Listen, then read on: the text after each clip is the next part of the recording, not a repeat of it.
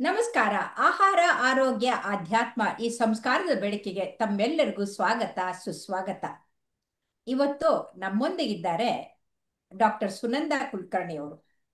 ಅವರು MBBS ನಲ್ಲಿ OBGಗೆ ರ್ಯಾಂಕ್ ಬಂದು ಗೋಲ್ಡ್ ಮೆಡಲ್ ತಗೊಂಡಂಥವ್ರು. Professor, head of the department of Bangalore medical college ಇಂದ ರಿಟೈರ್ಡ್ ಆಗಿ ಈಗ ನಿವೃತ್ತಿಯ ನಂತರ ಕೂಡ ಅವರು ತಮ್ಮ ಸೇವೆಯನ್ನ ಚಿನ್ಮಯ ಹಾಸ್ಪಿಟಲ್ ಅಲ್ಲಿ ನಡೆಸಿದ್ದಾರೆ. ಅಷ್ಟೇ ಅಲ್ಲ, ಎಷ್ಟೋ ವಿದ್ಯಾರ್ಥಿಗಳಿಗೆ ಪಾಠ ಮಾಡೋದ್ರ ಜೊತೆಗೆ ಪುಸ್ತಕಗಳನ್ನ, ಕೃತಿಗಳನ್ನ, ಲೇಖನಗಳನ್ನ ಬರೆದು ಜನಸಾಮಾನ್ಯರಲ್ಲಿ ಜಾಗೃತಿ ಮೂಡಿಸಿದಂಥವ್ರು. ಇವತ್ತಿನ ಯುವತಿಯರು ಗರ್ಭಿಣಿಯೇನೋ ಆಗ್ತಾರೆ, ಗರ್ಭಿಣಿ ಆದ ನಂತರ ಡೆಲಿವರಿ ಮೊದಲು ಏನೇನು ಜಾಗರೂಕತೆ ವಹಿಸ್ಬೇಕು ಅನ್ನೋದು ಗೊತ್ತಿಲ್ಲ. ಒಂದು ಕಾಲಕ್ಕೆ ಮನೆಯಲ್ಲಿ ಅಜ್ಜಿ, ಅಮ್ಮ ಎಲ್ಲ ಹೇಳ್ಕೊಡ್ತಾ ಇದ್ರು. ಇವಾಗ ಯಾರು ಹೇಳ್ಕೊಡೋರಿಲ್ಲ. ಹಾಗಾಗಿ ಇವತ್ತಿಗೆ ಅಜ್ಜಿ ಸಮಾನರಾದಂಥ ನಮ್ಮ ಸುನಂದ್ ಅವರು ಬಂದಿದ್ದಾರೆ. ಅವರ ಕಿವಿ ಮಾತನ್ನ ಕೇಳಿ ಅವರಿಂದ ಕಲಿಯೋಣ. ನಮಸ್ಕಾರ ಸುನಂದ್ ಅವರೇ. ನಮಸ್ಕಾರ. ಸ್ವಾಗತ. ಈಗ ಹೆಂಗಾಗೋಗ್ಬಿಟ್ಟಿದೆ ಅಂದ್ರೆ ಮಕ್ಕಳೇ ಬೇಡ ಅಂತ, ಮಕ್ಕಳಾದ್ರೆ ಒಂದ್ ಸಾಕು ಅಂತ, ಆ ಒಂದು ಮಗುನ ಹೆರೋಕೆ ಮೊದ್ಲು ಏನು ಇದ್ ಪಡ್ಬೇಕು ಅನ್ನೋದನ್ನ ಗೊತ್ತಿಲ್ಲ. ಸೊ ದಯವಿಟ್ಟು ಸ್ವಲ್ಪ ಅವ್ರಿಗೆ ಹೇಗಿರ್ಬೇಕು, ಏನ್ ಮಾಡ್ಬೇಕು ಅದ್ರ ಬಗ್ಗೆ ಸ್ವಲ್ಪ ತಿಳಿಸ್ಕೊಡಿ. ಆ, ನಾನು ಈಗಾಗಲೇ ಭಾಗ 1 ಒಳಗೆ ಅವ್ರದ್ದು ಊಟ ಏನು ಮಾಡಬೇಕು ಅದನ್ನೆಲ್ಲ ನಾನು ಹೇಳಿದ್ದೆ. ಈಗ ಹ್ಮ್. ಈ 2ನೇ ಸಲ ಇದರೊಳಗೆ ನಾನು ವಾಂತಿ ಬಗ್ಗೆ ಹೇಳ್ಬೇಕಂತ ಮಾಡಿದ್ದೀನಿ. ಯಾಕಂದ್ರೆ ಹೌದು, ಹೌದು. ಕೆಲವೊಬ್ರು ವಾಂತಿ ಎಷ್ಟು ಮಾಡ್ತಾರೆ ಅಂದರೆ ಮೂವತ್ತು ಹ್ಮ್. 40 ಸಲ ಮಾಡ್ತಾರೆ, ಆಮೇಲೆ ಅಡ್ಮಿಟ್ ಆಗ್ತಾರೆ. ಇನ್ನು ಕೆಲವರು ಹ್ಮ್. ಒಂದೇ 2 ಸಲ ವಾಂತಿಗೆ ಅಯ್ಯೋ ವಾಂತಿ ಆಯಿತು, ಅಯ್ಯೋ ವಾಂತಿ ವಾಂತಿ ಆಯಿತು ಅಂತಾರೆ. ಇನ್ನು ಕೆಲವ್ರಿಗೆ ಹ್ಮ್. ಅದು ಏನು ವಾಂತಿ ಆಗ್ತದೆ ಬಿಡು ಅದಕ್ಕೇನು ಅಂತ. ಹ್ಮ್. ಸೊ ಈ ವಾಂತಿ ಇದು ಯಾಕೆ ಆಗ್ತದೆ ಅಂತಂದ್ರೆ ಯೂಶಲಿ ಹ್ಮ್. ಮೊದಲೇ ಸಲ ಪ್ರೆಗ್ನೆನ್ಸಿ ಒಳಗೆ ಸ್ವಲ್ಪ ಜಾಸ್ತಿ ಆಗ್ತದೆ, ಹೆಂಗಿದ್ದವ್ರಿಗೆ ಆಗ್ತದೆ. ಕೆಲವು ಸಲ ಈ ಪೈಲೋರಿ ಇನ್ಫೆಕ್ಷನ್ಸ್ನಿಂದನೂ ಆಗ್ಬೋದು. ಆ, ಹಾ. ಆಮೇಲೆ ಓಡಾಡಿದಾಗ ಮೋಷನ್ ಸಿಕ್ನೆಸ್ ಅಂಥವೇನು ಅದು ಯಾವುದಕ್ಕಾದ್ರೂ ಆಗ್ಬೋದು. ಹ್ಮ್. ಜೆನೆಟಿಕ್ ಕೆಲ ತಾಯಿ ವಾಂತಿ ಮಾಡ್ತಿದ್ರೆ ಇವ್ರಿಗೂ ಅದಾಗ್ಬೋದು. ಹ್ಮ್. ಮತ್ತೆ ಇದು ಮೋಲ್ ಅಂತಂದ್ರೆ ಮಾನಸಿಕ. ಹ್ಮ್. ದ್ರಾಕ್ಷಿ ಹ್ಮ್. ದ್ರಾಕ್ಷಾ ಗರ್ಭ ಮತ್ತೆ ಹ್ಮ್. ಮಲ್ಟಿಪಲ್ ಪ್ರೆಗ್ನೆನ್ಸಿ, ಅವು ಹ್ಮ್. ಹ್ಮ್. ಅವಳಿ ಹ್ಮ್. ಮಕ್ಕಳು, ತ್ರಿವಳಿ ಮಕ್ಕಳು ಹಂಗಿದ್ದಾಗೂ ಆಗ್ಬೋದು. ಹ್ಮ್. ಇದಲ್ದೇನೆ ಒಂದೊಂದ್ಸಲ ಏನೋ ಹೊರಗಡೆ ತಿಂದು ಅದಕ್ಕೂ ಆಗ್ಬೋದು. ಸೊ ಇದು ಯಾವಾಗ ಬಸ್ರಿನಿಂದನೇ ಆಗ್ತದೆ ಅಂತ ನಾವು ಅದು ಮುಂಚೆ ನೋಡ್ಕೋಬೇಕು. ಹ್ಮ್. ಬಸ್ರಿನಿಂದಲೇ ಅದು ಆಗ್ತದೆ ಅಂತ ಅದು ಡೆಫಿನೆಟ್ ಆದಮೇಲೆ ಆವಾಗ ಅವ್ರಿಗೆ ಮನೆ ಒಳಗೆ ಮುಂಚೆ ಅವ್ರು ಟ್ರೀಟ್ಮೆಂಟ್ ತಗೋಬೇಕು. ಅದು ಹಾ. ಯಾವಾಗ ಅವ್ರು ಆಸ್ಪತ್ರೆಗೆ ಹೋಗ್ಬೇಕು ಅಂದ್ರೆ ಅವ್ರ ಹ್ಮ್. ಹೊಟ್ಟೆ ಒಳಗೆ ನೀರು ಕುಡಿದ್ರೂ ವಾಂತಿ ಆದಾಗ ಆಗ್ತದಲ್ಲ, ಆವಾಗ ಹಾ. ಅವ್ರು ಏನು ಸುಮ್ಮನೆ ಬಸರಿದಾಗ ಎಲ್ಲರಿಗೂ ಆಗ್ತದೆ ಅಂತ ಅವಾಗ ಬಿಡಬಾರ್ದು. ಅವರು ಹ್ಮ್. ಆಸ್ಪತ್ರೆಗೆ ಹೋಗ್ಬೇಕಾಗ್ತದೆ. ಮತ್ತೆ ಹೌದು. ಇನ್ನು ದಿವ್ಸಕ್ಕೆ 1 2 ಸಲ ಬೆಳಗ್ಗೆ ಒಂದ್ಸಲ ಮಾರ್ನಿಂಗ್ ಸಿಕ್ನೆಸ್ ಅಂತಾರಲ್ಲ, ನಮ್ಗೆ ಈವ್ನಿಂಗ್ ಆಯ್ತು ಅಂತಾರೆ, ಅದು ಆಗ್ಬೋದು. ಮಾರ್ನಿಂಗ್ ಹೌದು. ಅಂದ್ರೆ ಮಾರ್ನಿಂಗೇ ಆಗ್ಬೇಕಂತಿಲ್ಲ, ಅದು ಮಧ್ಯಾಹ್ನ ಹ್ಮ್. ಆಗ್ಬೋದು, ಸಾಯಂಕಾಲ ಆಗ್ಬೋದು, ಬೇಕಾದವಾಗ ಹ್ಮ್. ಆಗ್ಬೋದು. ಸೊ ಹ್ಮ್. ಅದು ಹೊಟ್ಟೆಯೊಳಗೆ ನೀರು ಕುಡಿದದ್ದು ಯಾವಾಗ ಉಳಿಯೋದಿಲ್ಲ, ಆವಾಗ ನೀವು ಡೆಫಿನೆಟ್ಲಿ ಬಂದು ಡಾಕ್ಟರ್ಗೆ ತೋರಿಸ್ಕೋಬೇಕು ಹಾಸ್ಪಿಟಲ್ ಒಳಗೆ. ತೋರಿಸ್ಬೇಕು. ಹ್ಮ್. ಇಂಜೆಕ್ಷನ್ ಕೊಡ್ತಾರೆ, ಅಡ್ಮಿಷನ್ ಮಾಡ್ತಾರೆ, ಫ್ಲೂಯಿಡ್ ಹ್ಮ್. ಹಾಕ್ತಾರೆ, ಎಲ್ಲ ಮಾಡ್ತಾರೆ. ಆದ್ರೆ ಹ್ಮ್. ಮನೆಯೊಳಗೆ ನಾವು ಏನ್ ಮಾಡ್ಬೋದು ಅಂತಂದ್ರೆ, ಹ್ಮ್. ಯಾಕಂದ್ರೆ ವಾಂತಿ ಆಗಿ ಆಗಿ ಏನಾಗ್ತದೆ ಅಂದ್ರೆ ನಿಮ್ದು ಹ್ಮ್. ವೇಟು ಕಮ್ಮಿ ಆಗ್ತದೆ. ಆಮೇಲೆ ಹ್ಮ್. ಇಲೆಕ್ಟ್ರೋಲೈಟ್ ಸೋಡಿಯಂ ಪೊಟ್ಯಾಸಿಯಂ ಅವೆಲ್ಲ ಹೆಚ್ಚು ಕಮ್ಮಿ ಆಗ್ಬಿಡ್ತವೆ. ಹಾ. ಆಮೇಲೆ ಇದು ಏನಂದ್ರೆ ಉಪವಾಸದಂಗೆ ಆಗ್ಬಿಡ್ತದೆ. ಅಂದ್ಕೂಡಲೇ ಹೌದು. ನಿಮ್ದೊಳಗಿಂದ ದೇಹದೊಳಗಿನ ಶಕ್ತಿ ಮಗುಗೆ ಹೋಗೋ ಹ್ಮ್. ಬದಲಿ ನಿಮ್ಗೆ ಉಳಿಲಿಕ್ಕೇನೆ ಕಷ್ಟ ಆಗ್ಬಿಡ್ತದೆ. ಸೊ ಈ ತರ ಹೌದು. ಆಗಿ ಅದು ಒಂದೊಂದ್ಸಲ ಜಾಸ್ತಿಯಾಗಿ ಜಾಂಡಿಸ್ ಆಗ್ಬೋದು, ಅಬಾರ್ಷನ್ ಆಗ್ಬೋದು, ಬೇರೆ ಏನೇನೋ ಆಗಿಬಿಡ್ತದೆ. ಸೊ ಹ್ಮ್. ಅಷ್ಟಾಗೋಕ್ಕಿಂತ ಮುಂಚೆ ನೀವು ಡಾಕ್ಟರ್ ಹತ್ರ ಹೋಗಿ ತೋರಿಸ್ಬೇಕು. ಈಗ ಹ್ಮ್. ಮನೆ ಒಳಗಿಂದ ರೆಮಿಡಿ ನಾ ಹೇಳ್ತೀನಿ. ಏನು ಅಂದ್ರೆ ಹ್ಮ್. ವಾಂತಿ ಆದ ಕೂಡಲೇ ನೀವು ಹ್ಮ್. ಈ ಇದ್ರದ್ದು ನಟ್ಸ್ ಅಂತಂದ್ರೆ ಇವೆಲ್ಲ ಗೋಡಂಬಿ, ಒಣ ಹ್ಮ್. ದ್ರಾಕ್ಷಿ, ಹ್ಮ್. ಆಮೇಲೆ ಬಾದಾಮಿ, ಹ್ಮ್. ಆಮೇಲೆ ಇದು ಪಿಸ್ತಾ, ಹ್ಮ್. ಇಂಥವನ್ನೆಲ್ಲಾನು ಒಂದು ಬಾಟ್ಲಾಗ ತುಂಬಿಟ್ಕೊಳ್ಬೇಕು. ಅದನ್ನ ಅವಾಗ ಅವಾಗ ತಿಂತಾ ಇರ್ಬೇಕು. ನೀವು ಅನ್ನ ಸಾರುನೇ ಊಟ ಮಾಡಬೇಕು ಅಂತ ಹ್ಮ್. ಇಟ್ಕೋಬಾರ್ದು. ಹೊಟ್ಟೆಯೊಳಗೇನೋ ಹ್ಮ್. ಹೋಯ್ತಲ್ಲ, ಓಕೆ ಅಂತ ಹ್ಮ್. ಅನ್ಬೇಕು. ಹ್ಮ್. ಆಮೇಲೆ ಹ್ಮ್. ತೆಂಗಿನ ನೀರು ಅದನ್ನ ಹ್ಮ್. ಕುಡಿಬಹುದು.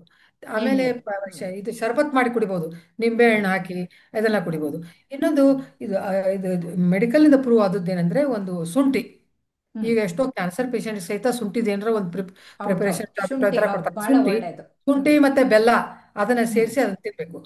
ಹೌದು. ಮತ್ತೆ ನೀವು ಈ ಬ್ರೆಡ್ ಅಂಗಡಿ ಒಳಗೆ ಸಿಗ್ತದಲ್ಲ ರಸ್ಕು, ಹ್ಮ್. ಆಮೇಲೆ ಆ, ಒಣ ದ್ರಾಕ್ಷಿ, ಆಮೇಲೆ ಹ್ಮ್. ಇದು ಚುರ್ಮುರಿ ಅಂದ್ರೆ ಹ್ಮ್. ಕಳ್ಳೆಪುರಿ, ಅದಕ್ಕೆ ಒಗ್ಗರಣೆ ಹ್ಮ್. ಹಾಕ್ಬಾರ್ದು ಹಾಗೆ. ಹ್ಮ್. ಅಂಥವು ಹ್ಮ್. ಅವು ಒಂಥರ ಒಣ ಒಣ ಇರ್ತಾವಲ್ಲ ಅವನ್ನ ಅವರು ಹ್ಮ್ ತಗೋಬೇಕು. ಮತ್ತು ಹ್ಮ್ ಅಕಸ್ಮಾತ್ ಈಗ ನೀವು ಟ್ಯಾಬ್ಲೆಟ್ ತೊಗೊಂಡ್ರಿ, ಸ್ವಲ್ಪ ಹೊತ್ತು ನಿಮಗೆ ವಾಂತಿ ಇಲ್ಲ ಇರ್ತದಲ್ಲ, ಆ ಟೈಮ್ನಾಗೆ ನೀವು ಎಲ್ಲ ಊಟ ಮಾಡಿಬಿಡ್ಬೇಕು. ಅಥವಾ ಹೌದು, ನೀವು ಡಾಕ್ಟರ್ ಅಂದ್ರೆ ಕಡೆ ಹೋಗಿ ಟ್ಯಾಬ್ಲೆಟ್ ತಗೊಂಡು ಅರ್ಧ ಗಂಟೆ ಕಾಯ್ದು ಆಮೇಲೆ ಒಂದ್ ಅದ ಗಂಟೆಗೆ ಅದೇ ತಗೊಂಡ್ಬಿಟ್ರೆ ಅಂದ್ರೆ ವಾಂತಿ ಆಗಲ್ಲ. ಅದು ಹೌದು. ಅದು ಹ್ಮ್ ಟ್ಯಾಬ್ಲೆಟ್ ಇಫೆಕ್ಟ್ ಇರೋದ್ರೊಳಗನೆ ನೀವು ತಿಂದ್ಬಿಡ್ಬೇಕು ಅಂತ. ತಿನ್ಬಿಡ್ಬೇಕು. ಹೌದು. ಹ್ಮ್. ಹ್ಮ್ ಅಥವಾ ನೀವು ಡಾಕ್ಟರ್ ಕಡೆ ಹೋದ್ರಿ, ಒಂದು ಇಂಜೆಕ್ಷನ್ ಕೊಡ್ತಾರೆ, ಇಂಜೆಕ್ಷನ್ ಕೊಟ್ಕೊಳ್ಳೋ ಮುಂದೆ ವಾಂತಿ ಆಗೋದಿಲ್ಲ, ಅವಾಗ ನೀವು ಹ್ಮ್ ತಿಂದ್ಬಿಡ್ಬೇಕು. ಹ್ಮ್ ಇದು ವಾಂತಿ ಬಗ್ಗೆ ನಾ ಹೇಳಿದೆ.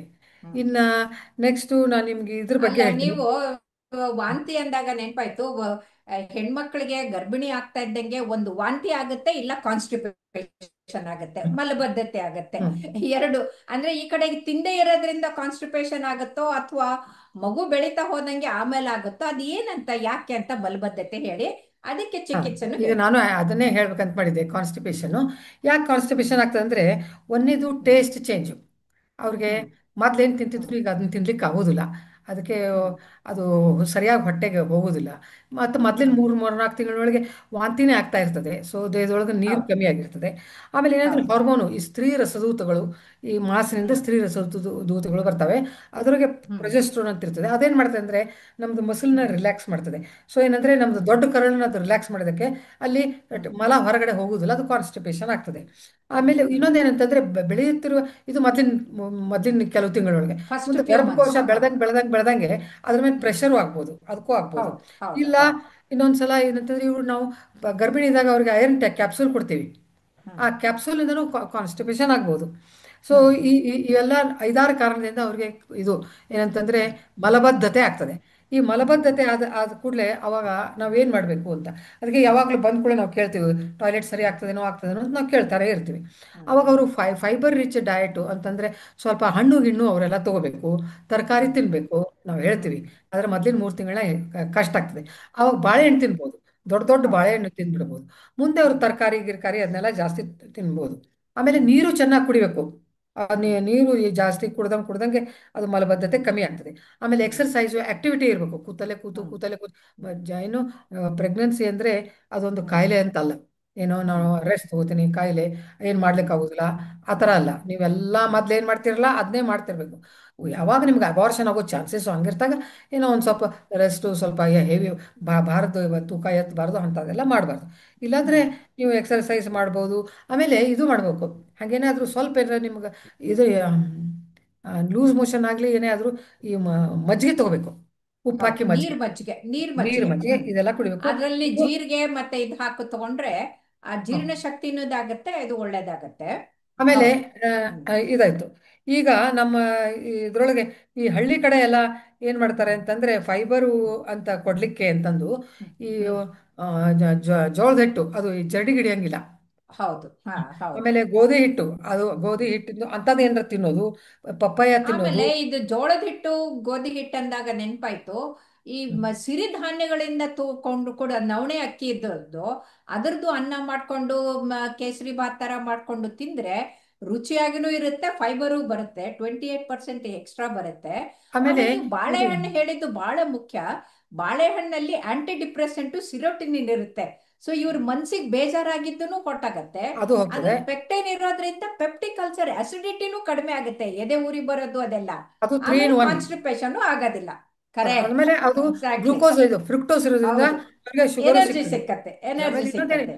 ಇನ್ನೊಂದು ಹ್ಮ್ ಹೌಸ್ ಹೋಲ್ಡ್ ರೆಮಿಡಿ ಅಂತಂದ್ರೆ ಈ ಮೆಂತೆ ಹಾಕಿದ ನೀರು ಅದನ್ನು ಹೌದು ಕುಡಿಬಹುದು. ಇದು ಹೌಸ್ ಹೋಲ್ಡ್ ಹೌದು ರೆಮಿಡೀಸ್. ಇದು ಹೌದು. ಇಷ್ಟಾದ್ರೂ ನಿಮ್ಗೆ ಆಗ್ಲಿಲ್ಲ ಅಂತಂದ್ರೆ ಆವಾಗ ಹ್ಮ್ ನೀವು ಡಾಕ್ಟರ್ ಕಡೆ ಹೋಗ್ಬೇಕಾಗ್ತದೆ ಹ್ಮ್ ಹ್ಮ್ ಅಂತದ್ದು. ಇನ್ನ ನೆಕ್ಸ್ಟ್ ನಾನು ಮತ್ತೆ ಆಮೇಲೆ ಕಾನ್ಸ್ಟಿಪೇಷನ್ ಅಂದಿದ್ಕೆ ನೆನ್ಪಾಯ್ತು, ಯಾರಾದ್ರೂ ಇದನ್ನ ನೆಗ್ಲೆಕ್ಟ್ ಮಾಡ್ಕೊಂಡು ಗರ್ಭಿಣಿ ಇದ್ದಾಗ ಆಗುತ್ತೆ ಅಂತ ಜೋರಾಗಿ ಇದ್ ಮಾಡ್ಕೊಂಡ್ರೆ ಅವ್ರಿಗೆ ಫಿಶರಿನ್ ಏನೋ ಮತ್ತೆ ಇದು ಕೂಡ ಹೆಮರಾಯ್ಡ್ಸು ಆಗ್ಬೋದು, ಅದನ್ನ ಅದು ಹೇಳ್ತೀನಿ. ಹೆಮರಾಯ್ಡ್ಸ್ ಆಗತ್ತೆ. ಅದರಿಂದ ಹೆಮೊರಾಯ್ಡ್ಸ್ ಆಗ್ತದೆ. ವಿಪರೀತ ಹೌದು, ವಿಪರೀತ ರಕ್ತ ಹೆಮೊರಾಯ್ಡ್ಸ್ ಹೋಗಿ ಆಗಿ ಅನಿಮಿಯಾ ರಕ್ತ ಬಂದ್ಬಿಡತ್ತೆ. ಹೌದು, ಹೆಮೊರಾಯ್ಡ್ಸ್ ಆಗಿ ರಕ್ತ ಹೋಗ್ತದೆ, ಫಿಶರ್ ಹ್ಮ್ ಆಗ್ತದೆ. ಯಾಕಂದ್ರೆ ನೀರು ಸರಿ ಕುಡ್ದಿರುದಿಲ್ಲ. ಅವಾಗ ಅದು ಹ್ಮ್ ಫಿಶರ್ ಅಂತಂದ್ರೆ ಅದು ಗಟ್ಟಿಯಾದ ಮಲ ಕೊರ್ಕೊಂಡು ಬರ್ತದೆ. ಕೊರ್ಕೊಂಡ್ ಆಮೇಲೆ ಬರುತ್ತೆ. ಇದಲ್ಲದೆ ಒಂದೊಂದ್ಸಲ ರೆಕ್ಟಲ್ ಬ್ಲೀಡಿಂಗು ಆಗ್ಬೋದು ಅವ್ರಿಗೆ. ಹೌದು ಆಮೇಲೆ ಹೌದು. ಯಾರಿಗೆ ಇದ್ರದ್ದು ಹ್ಮ್ ಚಾನ್ಸ್ ಇರ್ತದಲ್ಲ, ರೆಕ್ಟಲ್ ಪ್ರೊಲ್ಯಾಪ್ಸು ಕೆಲವೊಬ್ರಿಗೆ ಆಗ್ಬೋದು. ಅಥವಾ ಹಾ. ಪ್ರೊಲ್ಯಾಪ್ಸ್ ಇದ್ದಾಗ ಅದು ಹೊರಗೂ ಬರ್ಬೋದು. ಇದು ಹ್ಮ್ ಅಲ್ಲದೆ ಕೆಲವೊಬ್ಬರಿಗೆ, ಎಲ್ಲರಿಗೂ ಆಗ್ತದೆ ಅಂತಲ್ಲ, ಹ್ಮ್ ಕೆಲವೊಬ್ಬರಿಗೆ ಈ ಅಬಾರ್ಷನ್ ಆಗೋ ಚಾನ್ಸಸ್ ಇದ್ದವ್ರಿಗೆ ಮುಕ್ಕಿ ಅಥವಾ ಪ್ರಿಮ್ಯಾಚೂರ್ ಹ್ಮ್ ಲೇಬರು ಅಂಥವ್ರಿಗೆ ಹ್ಮ್ ನೀರು ಹೊರಗೆ ಹೋಗ್ಬೋದು ಏನಾದರೂ. ಸೊ ಬಸ್ರಿನ ತೊಂದರೆನೂ ಸೊ ಆಗ್ತದೆ, ಅವ್ರಿಗೂ ಹ್ಮ್ ತೊಂದರೆ ಆಗ್ತದೆ. ಅದಕ್ಕೆ ಹೌದು ಅವರು ಹೌದು. ಹಾಗಾಗಿ ಸ್ವಲ್ಪ ಮುಖಕ್ಕೆ ಹೋಗ್ಬಾರ್ದು, ಕಾನ್ಸ್ಟಿಪೇಷನ್ ಮಾಡ್ಕೋಬಾರ್ದು, ಸ್ವಲ್ಪ ಮೊದಲೇ ಟ್ರೀಟ್ಮೆಂಟ್ ಮಲಬದ್ಧತೆ ತಗೋತಾ ಇದ್ವಿ. ಆಗ್ದಂಗೆ ನೋಡ್ಕೊಳ್ಬೇಕು. ಹೌದು. ಒಂದು ಲೋಟ ಹಾಲು ಕುಡ್ಕೊಂಡು ರಾತ್ರಿ ಒಂದು ಬಾಳೆಹಣ್ಣು ತಿನ್ಕೊಂಡು ಮಲ್ಕೊಂಡ್ರೆ ಆರಾಮಾಗಿ ಮೋಷನ್ ಆಗತ್ತೆ, ಆರಾಮಾಗಿರ್ಬೋದು. ನೀರು ಕುಡಿಬೇಕು, ಇನ್ನ ಜಾಸ್ತಿ ನೀರು ಯಾರಾದ್ರೂ ಕುಡಿಬೇಕು. ಗರ್ಭಿಣಿ ಆದ ತಕ್ಷಣನೇ ಹೆಂಗಾಗ್ಬಿಟ್ಟಿದೆ ಈಗಂದ್ರೆ, ಒಂದ್ ಮಗು ಹುಟ್ಟೋದೇ ಇದಲ್ವಾ, ಹಾಗಾಗಿ ಅದ್ ಮುಟ್ಬೇಡ, ಇಲ್ಲಿ ಮುಟ್ಬೇಡ, ಅಲ್ಲಿ ಬಗ್ಬೇಡ, ಇಲ್ಲಿ ಬಗ್ಬೇಡ, ಅದ್ ಎತ್ಬೇಡ, ಇಲ್ಲಿ ಎತ್ಬೇಡ, ಅಲ್ಲಿ ಹೋಗ್ಬೇಡ, ಇಲ್ಲಿ ಹೋಗ್ಬೇಡ ಅಂತ. ಇದು ಬೇಕಾ, ಅಥವಾ ಅವರು ನಾರ್ಮಲ್ ಆಗಿರ್ಬೋದಂತ ತಿಳಿಸಿ, ಅವರು ಟ್ರಾವೆಲಿಂಗಿಗೆ ಏನಾದ್ರು. ಹಾ, ಈಗ ನಾ ಅಂತೀನಿ ಅದಕ್ಕೆ ನಾರ್ಮಲ್ ಆಗಿರ್ಬೋದು, ದಿವಸದ ಆಕ್ಟಿವಿಟಿ ಅವರೆಲ್ಲ ಮಾಡ್ಬೋದು.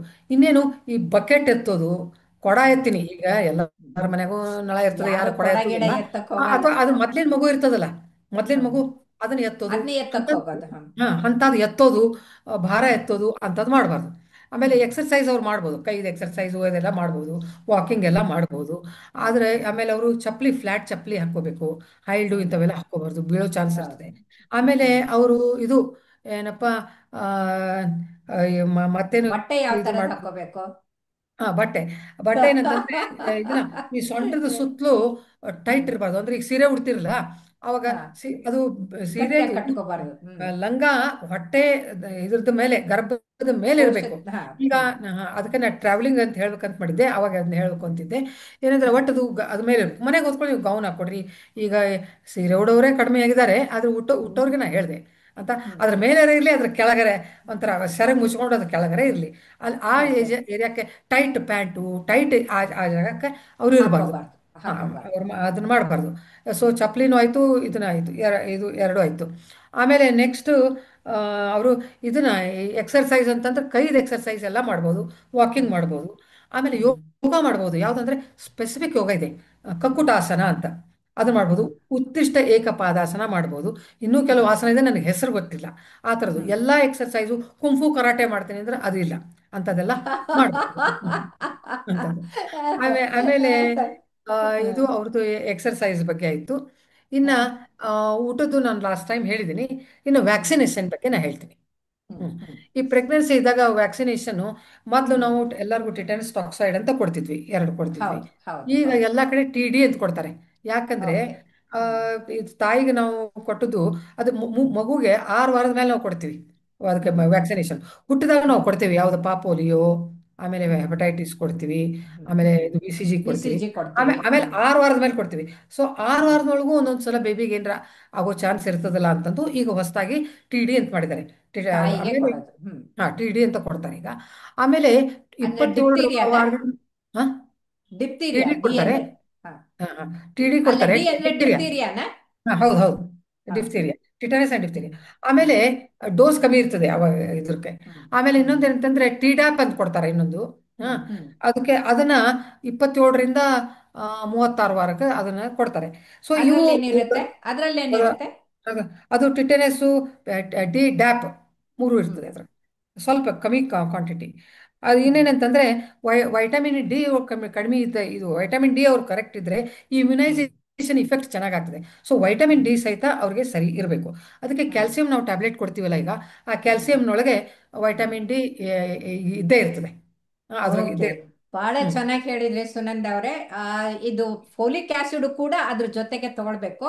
ಎಷ್ಟು ಸರಳವಾಗಿ ಅವ್ರಿಗೆ ಹೆದರ್ಕೊಳ್ಳೋದು ಬೇಡ, ಕಾಳಜಿ ವಹಿಸ್ಕೊಳ್ಳೋದು ಏನೇನು ಅಂತ ತುಂಬಾ ಚೆನ್ನಾಗಿ ಹೇಳ್ಕೊಟ್ರಿ. ತುಂಬಾ ಧನ್ಯವಾದಗಳು. ನಮಸ್ಕಾರ. ನಮಸ್ಕಾರ.